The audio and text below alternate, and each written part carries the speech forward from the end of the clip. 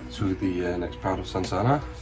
As you just saw, let me just get that on there, sorry. As you just saw, I put in the guns on the deck and prepared the deck supports, and I planked the main deck of the ship. That's all done now. It needs to be cleaned up, it needs to be sanded and cleaned up, and then we need to do the impressions of the planks as well. So the next thing that we need to do, or that I need to do, is that I need to cut, well, the plan says that I need to do this, do the all the gratings alongside the cargo hole.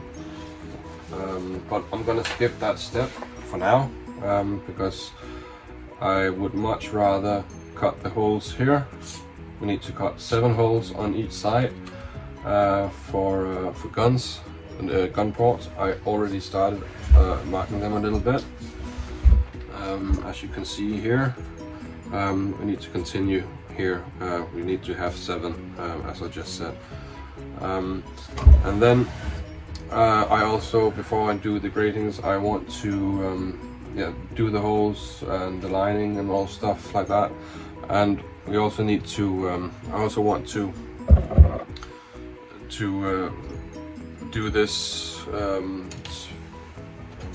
at the bow, where you need to build up everything here at the bow with planks. If I apparently it doesn't work now.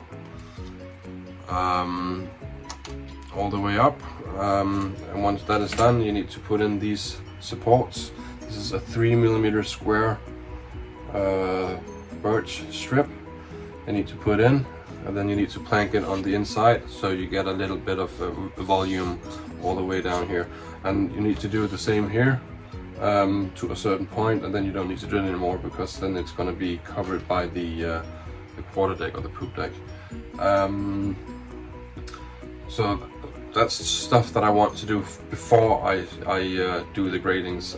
Also, we need to cut a hole on this deck, on this part of the deck, and we need to cut 2 holes here in this part of the deck. Actually 3 holes, because we need to have some more gratings here and here, and then we need to have a staircase here going down to the lower deck, and then the opposite quarters entrance is going to be built and put in, and then we can put in the quarter or the poop deck. I don't know if it's called a quarter deck or poop deck. And obviously we need to put in some lights here as well. I already put in the wires from the other decks. I don't know how much light we're going to use here. There are some gaps between the walls and the deck siding of the deck, to let the light from this deck come through. So maybe I'm just going to use, I don't know, 4 LEDs and maybe 2 here at the stern, but I don't know. Well, I'm gonna see. So that's the what I'm gonna do for the next video. It's cutting the holes, maybe measure out holes here for the cutting of the holes on this deck, and obviously the other side as well. I glued these in so they're ready to come in to go up the mast. I need to paint this red one, I need to paint it black, but that's way ahead in the future. I'm hoping to disguise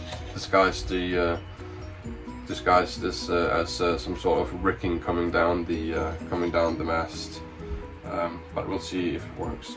Also need to put in some cables here and here for the lanterns, and I also need to buy some not new lanterns, but some messing or copper piping that I can bend, that's hollow, which can have 2 wires inside of them.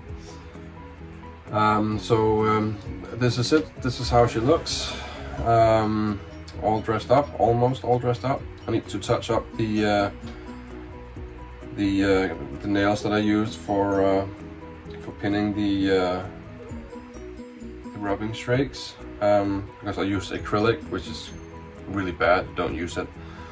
I recommend not to use it, because when you turn the ship around and you handle the ship, it's kind of wears off pretty quick. So I'm gonna use some Homebrew black paint to touch up the nails. That's where you can see the cover or the messing.